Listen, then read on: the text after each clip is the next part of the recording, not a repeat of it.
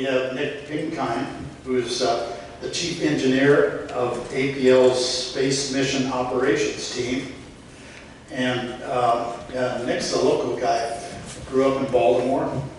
Got his bachelor's in aerospace engineering from the University of Maryland. His master's in aerospace engineering from George Washington University. And Nick has spent time with private industry supporting Landsat and the EUVE missions. In 1997, he joined NOAA, worked on those I through M, the lead engineer on the image navigation and registration system. In 1999, Nick went to Johns Hopkins APL, supporting deep space missions from concept through INT, launch, commissioning, flight operations, the whole works. Anyway, today Nick's going to tell us about Parker Solar Probe. He's the mission operations manager for Parker. Nick?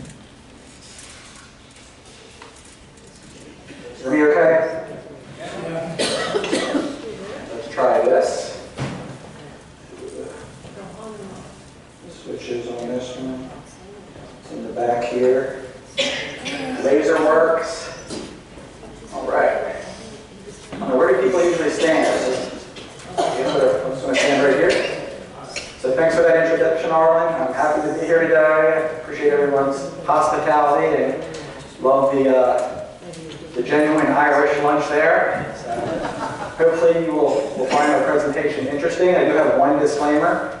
I am a mission operations engineer, not a heliophysicist. So just keep that in mind. When I talk about that, I'm trying to give my presentations to give a background about different aspects of the mission, but with a focus on operations. So with that, this is the title of the presentation. Challenges in operations during commissioning and beyond. Talk about mission background. So this was something I learned. I didn't realize that a mission to fly in close proximity to the sun was something that NASA has had as a high priority all the way back since the 1950s. I guess there was something called the Simpson Report. And so this is a mission to fly close to the sun and get in situ measurements. It's something that NASA has wanted to do for a long time. Trying to answer two of the really important mysteries of the sun is why is the solar corona so much hotter than the photosphere, and also trying to understand the physics behind how the solar wind accelerates. Looking at the crowd here, maybe some of you helped author the Simpson Report or knew somebody on the Simpson Report, but that's my icebreaker joke, by the way. But anyway, this is definitely a mission that NASA has been interested in doing for a very long time, and it wasn't until just the last 10 or 20 years where technology got to the point where humanity was able to finally pull this off.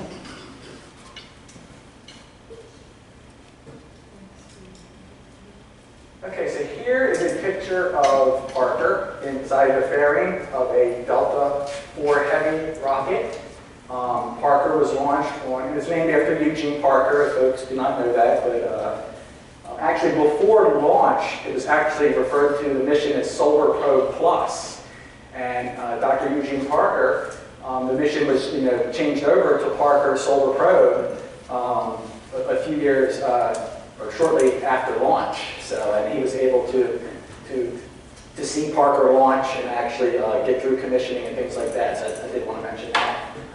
But here you can see how basically the spacecraft's about the size of I'd say a small minivan. But you can see it doesn't take up much space in that fairing of the Delta IV Heavy. This rocket is a monster, and that was required in order for Parker to reach the the launch escape velocity that it needed to eventually get into trajectory around the sun. Eventually, it'll get to within 8.86 solar radii of the sun's surface.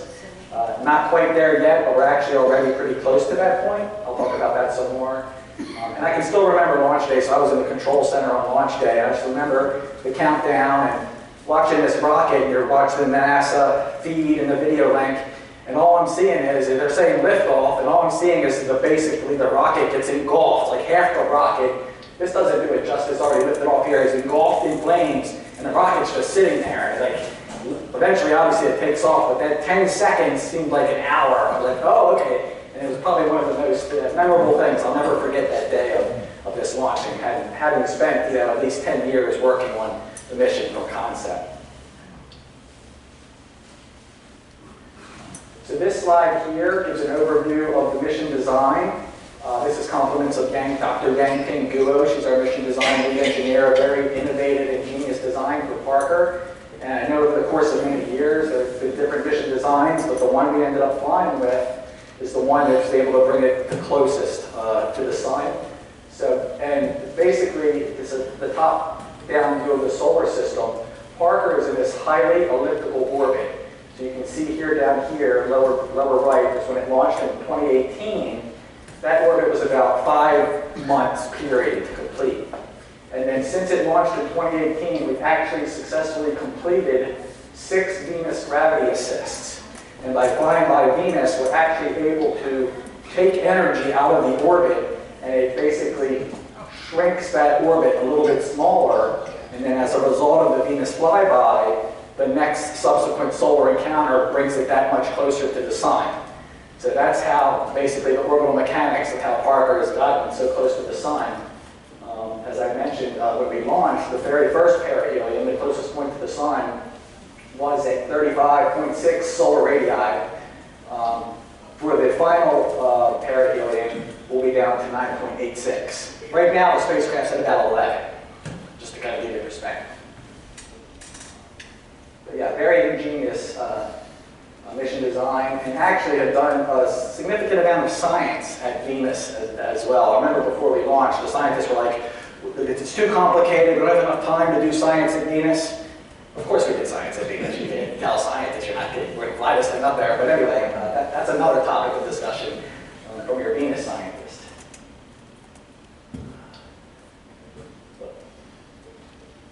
Okay, and then this chart here, a bit of an eye chart, but just basically this kind of shows over the course of the mission how many solar encounters we've completed. So we've completed 18 already, and solar encounter 19 is getting ready to start at the end of the month.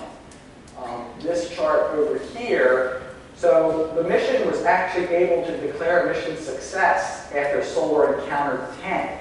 So back in 2021, so about 3 years into the mission, the success criteria were met. And the success criteria are basically down here, trying to get at least 150 hours of observation time below 20 solar radii. So you can see here on orbit 8, we had 48 hours of observation time below 20 solar radii, another 48, and then 55.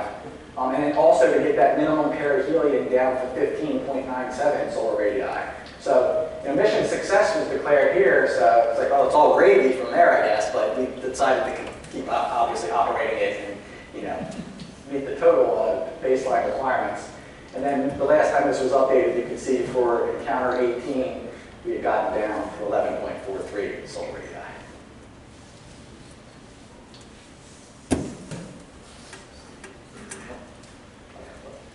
Okay, here is a picture of the spacecraft and the instruments.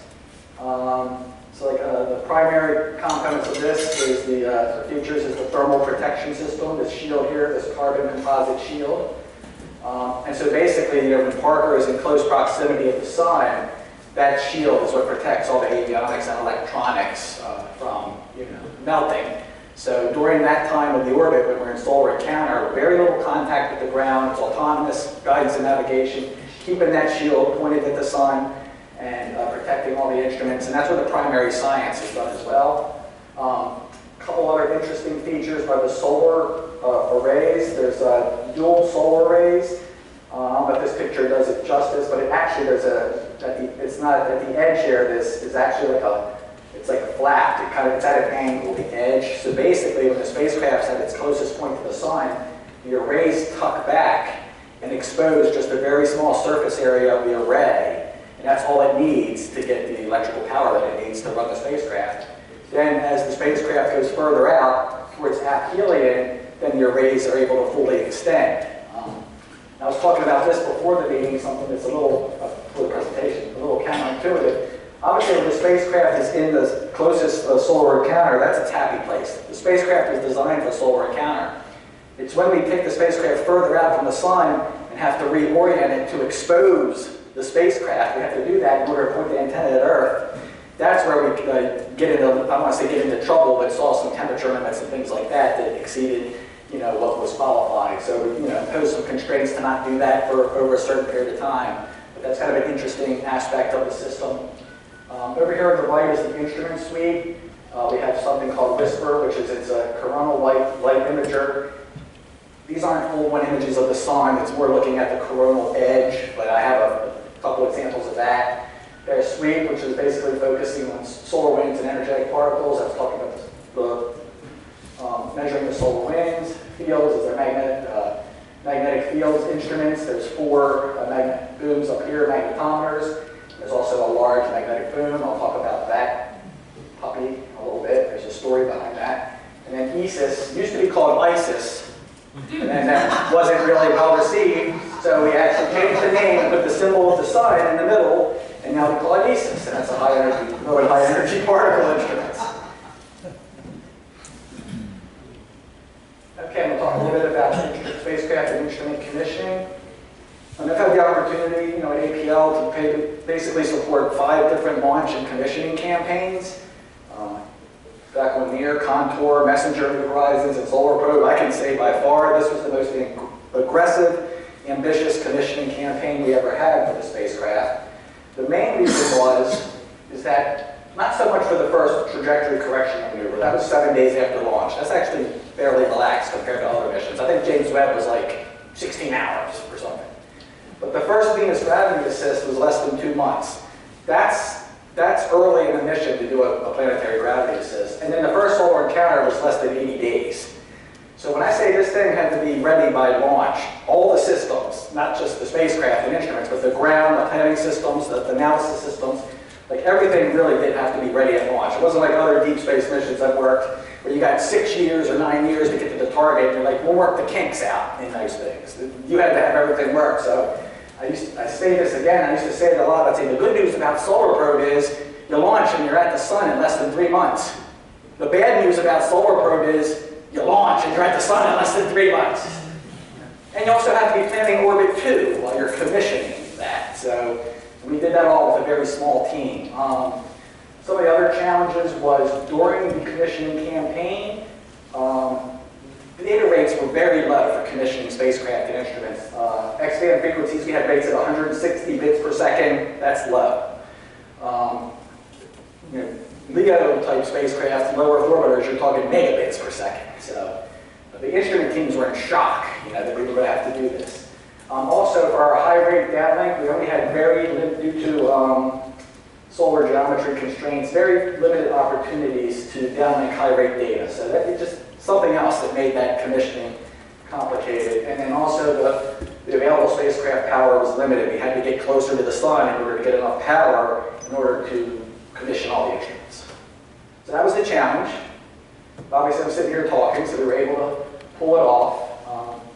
I won't go into too much detail here. This is just that typical gap chart or whatever they call it that shows all the activities that were happening over the first 7 weeks of the mission. Things in red is what I call critical activities.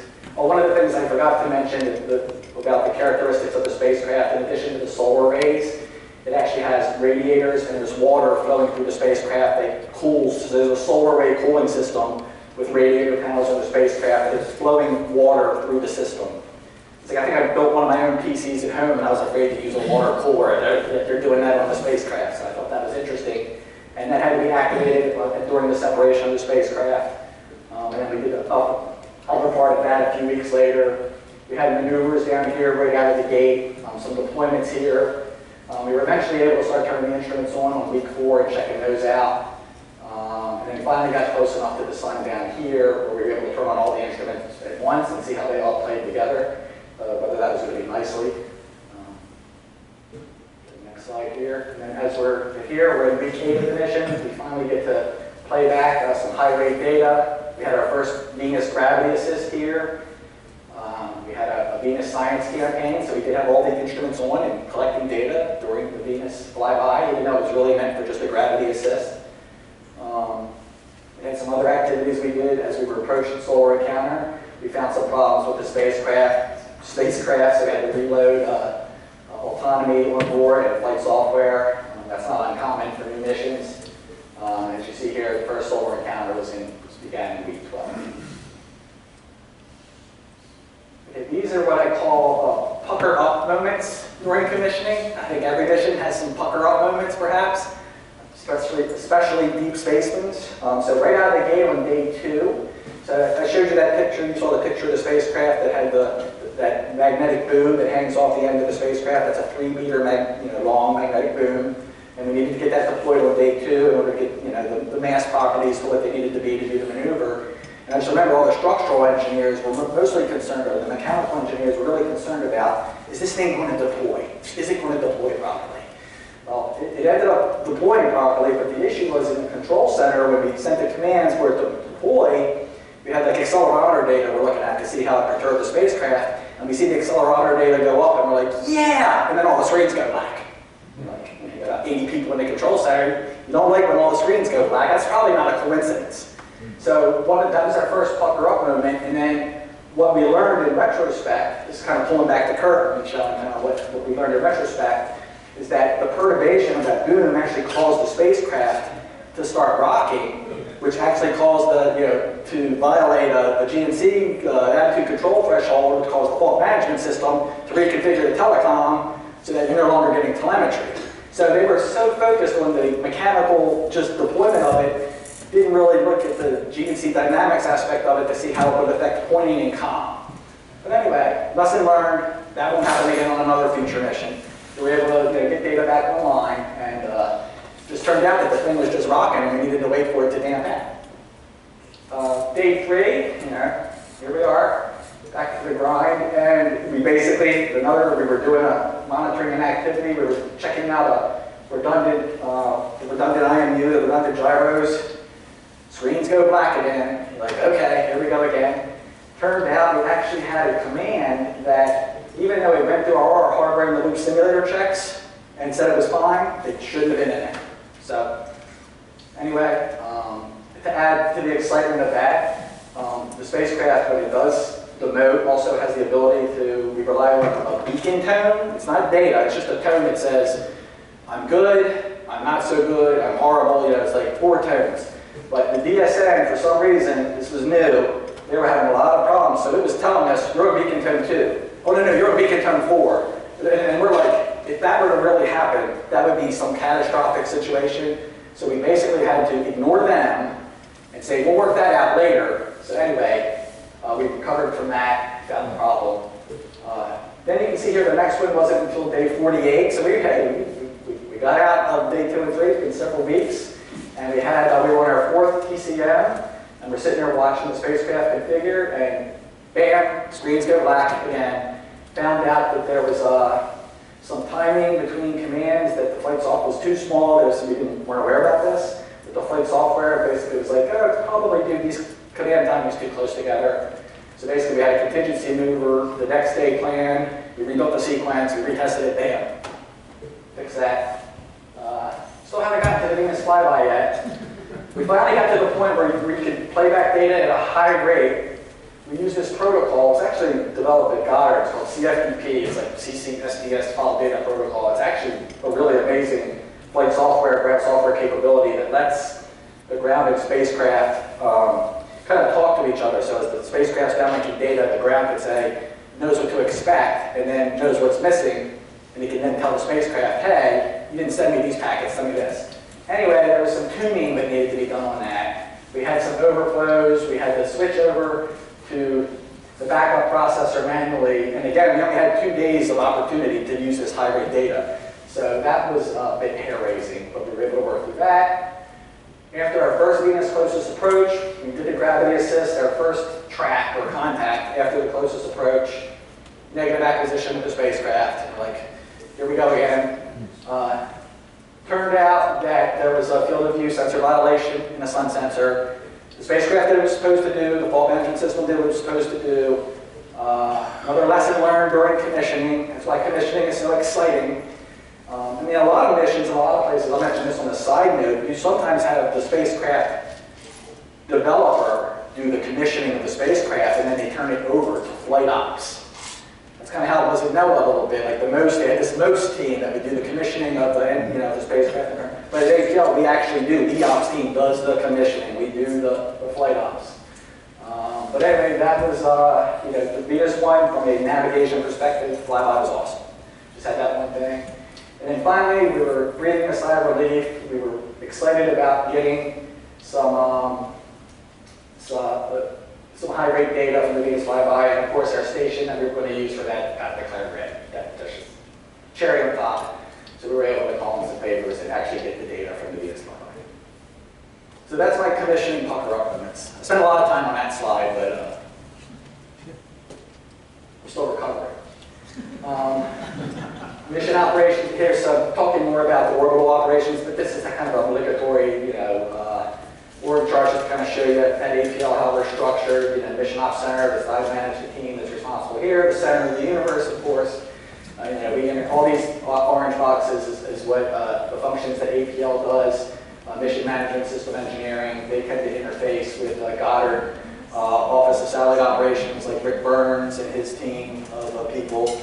So we interface with them. They'd be off here. Spacecraft engineering, satellites built at APL, mission design was done at APL. You can see the different instruments, and these were the different science operations centers. So it's a distributed science operations center approach. NRL, Navy Research Lab, Smithsonian, Cal Berkeley, University of New Hampshire, all involved with that. We use JPL for navigation, and also we use Deep Space Networks, that's JPL. And then Goddard does our we actually use Goddard to do the scheduling for us for BSN.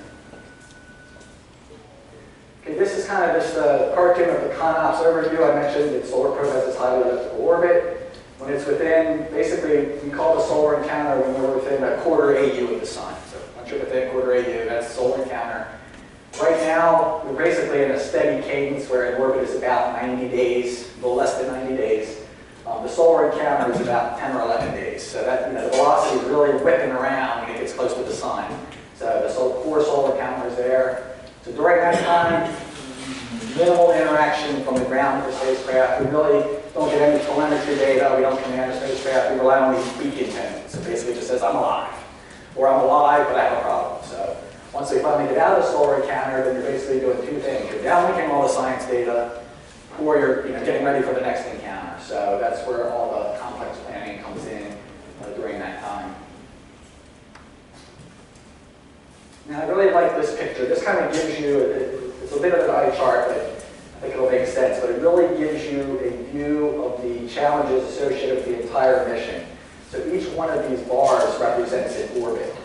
And of course, the color codes represent different portions of an orbit and what the communications constraints are related to the spacecraft. So when you see something here like green, that means we can point the spacecraft in a way where we can use the high gain antenna to play back science data. This area here, for example, these are the solar encounter periods, right? So these are solar encounters in the middle here. Then you start to get into, like, so for example, right now, we're in orbit 19. You see some areas down here that there's like some little purple bars. We just happen, coincidentally right now, we happen to be at a point in the mission where the communications with the spacecraft is as limited as it's ever been. See everything up here. Red and green is good. Red means you have fan beam access. Green is high gain access. You get down here, originally before the mission started, we didn't think we were going to be able to communicate with the spacecraft for 6 weeks. Turns out we learned some things, we'll some operational constraints. But right now we're in a region where the sun-Earth probe angle is less than 2 degrees, so the sun, you had interfering with the signal, and I'll show you some other information too that shows why that's so challenging. But from a planning perspective and in a ops execution, it's almost like, to me, each orbit is its own little mini mission. Really, they're so dynamic. When you can do certain things, the constraints that. So it's a very interesting spacecraft to operate. Some missions you launch, you commission them, you get into a routine mode of operation, and it's really, if you've done everything well, it should be very routine. And I'm not saying there aren't any routine aspects of Solar Probe, but it's you got to stay on your toes. You can't get complacent. So I find that very interesting. That's part of the reason I think why I've stayed on it for so long, because I just really enjoy it.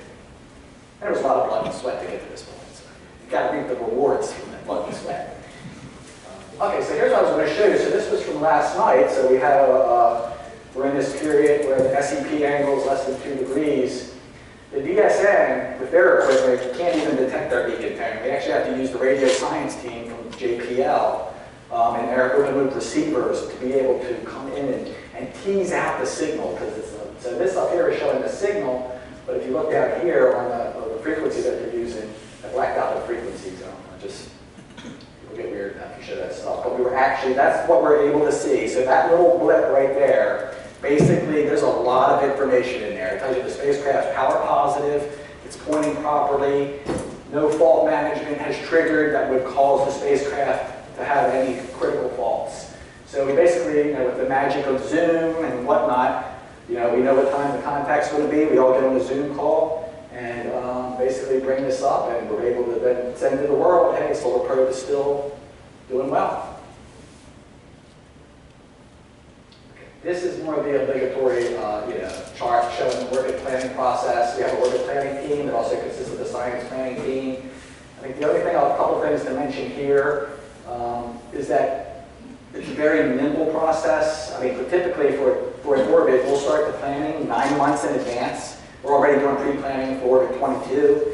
The DSN requires you to get their requirements 6 months in advance, so you have to have preliminary track schedules for them. So this all starts very well in advance, but it is very, I'm proud of the process we come up with and the tools we have. It's very nimble. There's sometimes you have to make changes a week before you upload a command sequence. And this process, even though we have all these different entities, different institutions and things like that, has worked really well, and we're pretty nimble where an instrument team comes back and says, oh, we want to do this type of observation, or oh, we want you to increase how much data we can do. We're pretty nimble with doing that. The one thing I did learn early on was to make sure that the science working group is not part of the critical loop. We banished them out on the mountaintop, but they obviously, we have a science operations team, but they do funnel into us science priorities, right? They're driving, ultimately kind of what, how much each instrument maybe should be focusing on and things like that. But I think when Nikki Fox, who's like now the headquarters, just got promoted again, she was the project scientist for Solar Probe. And I think she actually kind of got a kick out of that and kind of understood where I was coming from. But anyway. Example science highlights. Now remember, I'm not a heliophysicist, so. But these were things I pulled out. So we just had every solar encounter, we do a pre-encounter review where each subsystem gets up there and looks at trending data from the previous orbit, and our project scientists, hopefully, will also put together some science highlights. So, so for Solar Probe, it doesn't have this even though it has an imager, that's more of the coronal edges of the sun. You're not going to get the Kodak moments on Solar Probe like you get on New Horizons looking at Pluto, or a mission looking at a planet. So it's all particle physics. It's all this type of stuff. It's hard science, but I know the heliophysicists who have been waiting for this type of data are I guess, kids in a candy shop. So Goddard showed this up there, showing how the solar rings, and it's more of these types of plots. Like here, temperature versus some type of element. It looks like particle distance or something. Another, when I do dial into science working group meetings, I think the magnetic field instruments have, there's been some, I guess, findings maybe, understanding more about the magnetic field. There are these terms out there called magnetic switchbacks, magnetic reversals, things like that. I know Nora, who's our scientist, has mentioned also just related to these types of findings is, I think, the number of technical papers that have been written on Solar Probe published, it's been flying for about 5 years, is probably I don't know if it's over 1,000 now or something. He had a chart that just showed you how this data, they've done a good job of getting this data out to the scientific community. There's another program he calls PSP Scholars, and it's all over the world. These people are getting access to this data, and really, eventually maybe someone will get a Nobel Prize if they can figure out the physics behind why the outer surface of the sun is hotter than the I don't think that question's been explicitly answered yet, but this is data open to maybe to understand that type of physics. Moore also mentioned about these things called KH instabilities lately. I guess that's Helmholtz instabilities. That there is just a model that I don't think that's a solar probe model, but he was showing how these occur in nature, fluid dynamics related things. And this was so this is from our Whisper Imager, and this was back in 2021. So sometimes it takes a lot of time for people to finally get at the data, chew on it, and analyze it. But this here was showing off to the left there. See if I can get this to redo that. But back there was the showing kind of multiple images showing how, I think if you look closely, I think they were theorizing that that ejecta was representative of the Kelvin, what's it, not Holtzman or Helmholtz type of instability. So I'm having trouble doing the video again. Okay, can we go back? Let's go back. Go back one more. One more. Okay, there. There. Okay. So anyway, Armin did ask me to try to tie in how the upcoming solar eclipse might relate to Solar Probe.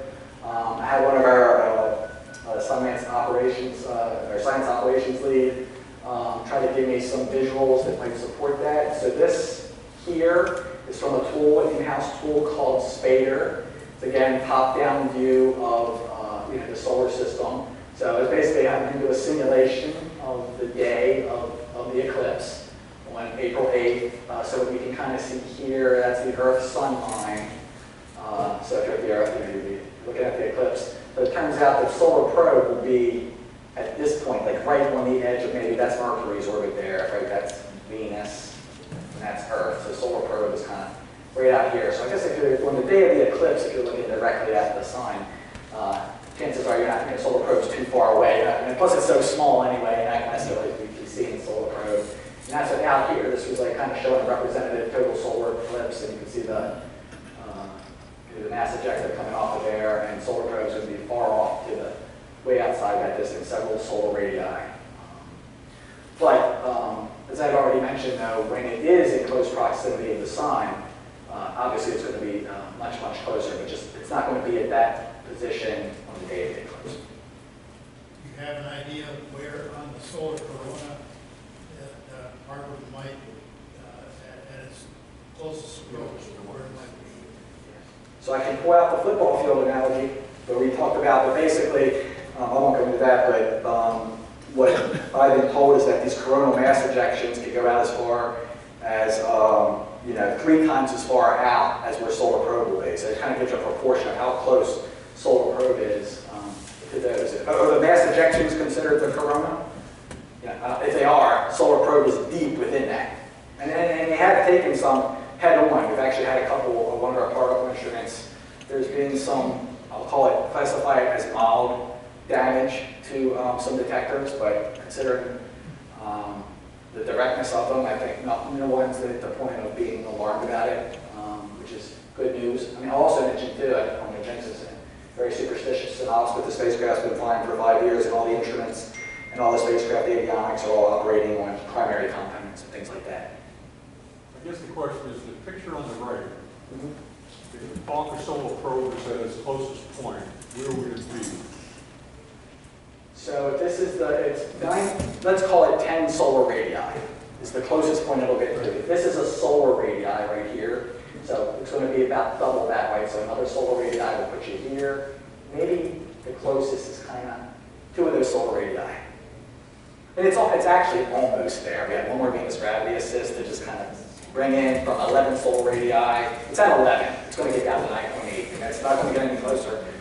After the next Venus gravity assist, the spacecraft's orbit will be inside of Venus's orbit, and we just won't have any mechanism to get it any closer. Mercury apparently just doesn't have enough mass to affect the trajectory appreciably to do that. But the scientists really like this orbit. They really like the amount of time. It's all about the closeness to the sun, I think, is the driver. We've actually had some, the mission's 5.5 years in. The baseline mission is 7 years. And so we're already talking about ideas for the extended mission. Most likely we'll do an extended mission. We've even thrown the idea out there of maybe inclining the spacecraft to get some more polar type of observations. And it was more like, I don't think they're necessarily wrong about that. I think they just really tend to like where it's at. Like, give us more. You said it met minimum, what's planned? Oh, we met the minimum. It met minimum mission requirements, which is always a low bar so that you don't have to go to college. But then what's planned? It's like 2 years, 5 years, or what?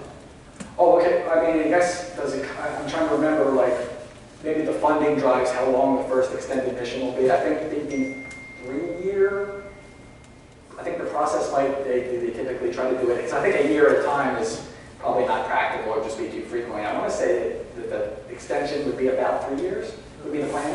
And then do you know how much you have fuel as far as how long it can go? Yeah. So fuel is probably not going to be the limiting factor on the life of the spacecraft. The launch injection errors were small. There's plenty of propellant margin to do momentum management and any trajectory maintenance. It may be more things like solar ray degradation, dust impacts, things of that nature. But from what we've been seeing so far, those have been below expectations. So it bodes, everything we've seen so far in the trending bodes well for a long lifetime of many years, if funded, of course. I always say that the subsystem engineers, particularly the telecom engineers, we come up and do something, and the performance of the system will be so much better than you'd expect. You think you'd only be able to get this down in grade, maybe be able to do 50% more. And I basically said to the guys, the telecom lead, I said, if you and your cohorts formed a rock band, I named you Hidden Margin. Okay, so this is one of the final slides. This is kind of this slide here really kind of demonstrates the success of the mission. So this is out through orbit 16. Just hadn't got a chance to update it. But this first column here was the requirement that we had with NASA. This is based on what we thought the performance of the spacecraft could be, what the constraints would be, how much DSN time we could get. This is how much data we agreed that we could, science data that we could downlink per orbit, about 107 gigabits. Over here shows what we were actually able to achieve. So obviously way more than expected. Actually, NASA had come to us like in orbit 2 and says, what can you do to get us more data? We know this is the requirement. And I'm like, well, we just need to see if we can get a whole lot more time with the DSN.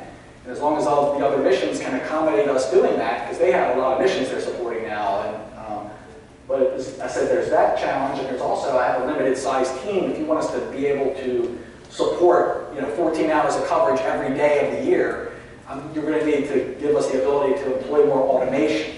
So about a year after launch, we went all in on that automation, and because of that automation, basically, when there's a problem with the spacecraft, people get text messages, people get emails, things of that nature. So we've been able, that real-time automation is what has been the primary enabler of this.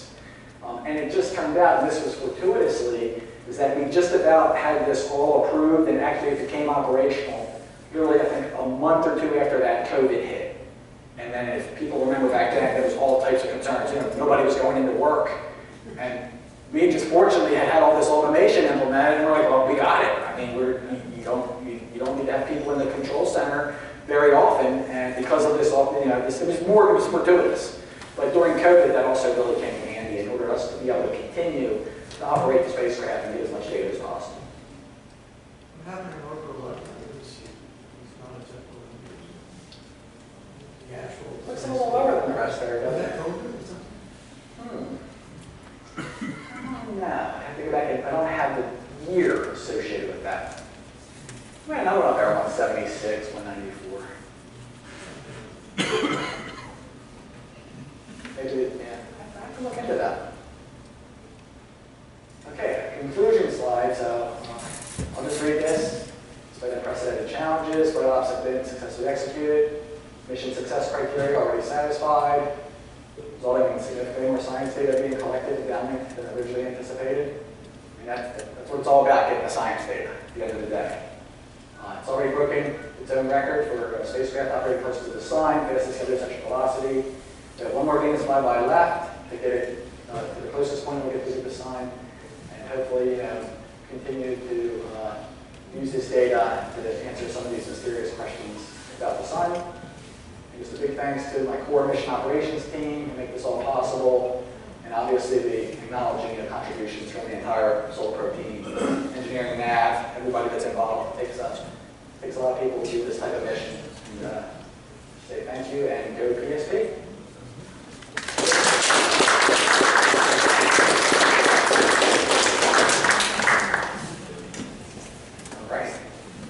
I know you said you're not a heliophysicist, but one of your early slides said something about one of the two scientific goals were to look into the solar wind acceleration. There's actually an acceleration of the solar wind increasing speed. Is that what you're saying? And I think trying to understand the physics of what causes that acceleration was maybe the mystery that they're trying to answer. But my understanding is it's actually accelerating.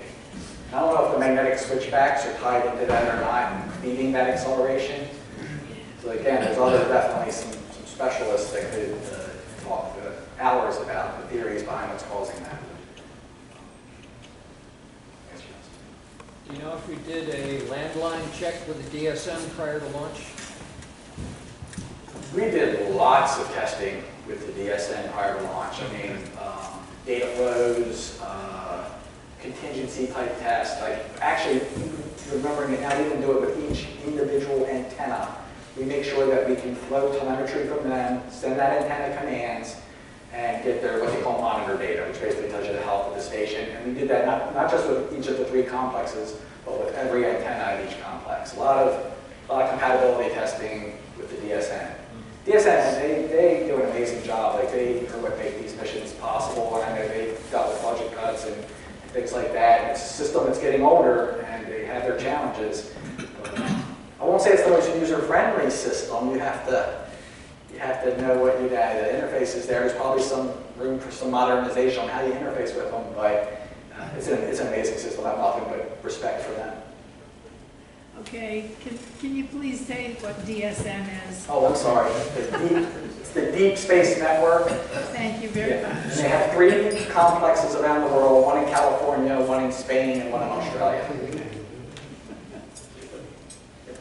So if you could fly closer in your orbit, how close do you think you could fly without destroying or seriously damaging space? Have you guys done any projections in what you've learned? I think, I'm trying to remember back to the early design, like what, I wish I could just say off the top of my head, what was the limiting factor that said 9.86 is the limit? But it is a very specific limit. Yeah, it's not 9.85. There was a time where it was 9.8. And they actually went back and looked at like the shadowing coming off the shield, and there's a certain point where if you get any closer, I think you have the potential of that penumbra shadowing starting to cause things to overheat. But I do know that right now, the temperature on the outer surface is around 2,400 Fahrenheit at its closest approach. I'm thinking, you put your hand in the oven around 400. Yeah. So it's around 2,400, but behind the shield, less than 100. It's doing its job. So along those lines, can you speak to any issues that you might have encountered as far as cooling the solar arrays? Because it's not typical to have them so acutely tipped back because you don't want them to get too hot. Yeah. And a water-cooled array is not typical either. Yeah. So were you involved in the design at all, or the ops and following the ops? Have you had any problems? Yeah, that system, it's a closed-loop system, closed-loop cooling system. Knock on wood, it's just been working amazingly. We have not, there's pumps that are pumping water through the system. We've never had any issues with that. Even like the deterioration of the cells, they would have thought that would have been higher than it is.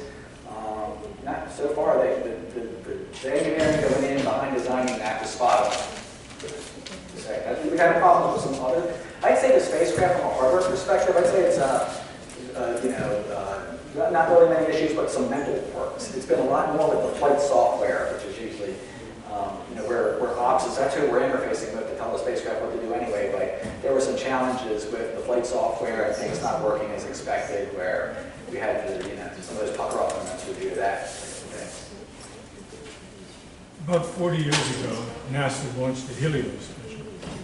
Was there any engineering linkage between the Helios and the Parker program? The Helios came within 0.25 KU. Okay, that's a question that I do not know the answer to that. But I can admit I don't know an answer to the question. I'm not sure about that. Probably. I'm sure the scientists on both sides probably mingled and talked about some of the challenges that Helios had and how that might feed forward into what Parker needed to do. I can remember one thing, I was involved early enough where the spacecraft design had changed significantly. You were talking about the solar rays. It was just coming back to me, even during the concept study, which was like in 2009, it wasn't that long ago. The spacecraft had 2 sets of solar rays. One for when you were far away, and then when you got closer, it was going to put out these little ones. So you're going to, it sounds silly, right? But that was the idea. But then there you had more articulating parts, you had more possibility of something failing. And so this is a more simple, probably elegant design to do that. But I do remember it. And then before it has water flowing through the system, I think they were actually considering ammonia, liquid ammonia. Another alternative discussed was a pergola system. That never got off the ground. But there was a proof of concept of using a pergola approach, which would have shaded the solar rays dramatically so as not to have to worry about cooling at those kind of temperatures. Never took off. Well, obviously, I can't say that you guys took a 90-minute here approach because that was being pushed by a NASA person, but it wasn't me. But sometimes the simple, elegant design, sometimes it's the harder thing. It was a fascinating solution. This project started at JPL. Any other questions? It started at JPL. Nick tells me that he happens to have a whole bunch of solar glasses. Well, not with me. Not with him, but if you want to make a deal, here's your chance. Anyway, Well, Arlen, maybe what I can do is give some to Tim, and then Tim can maybe, would that work?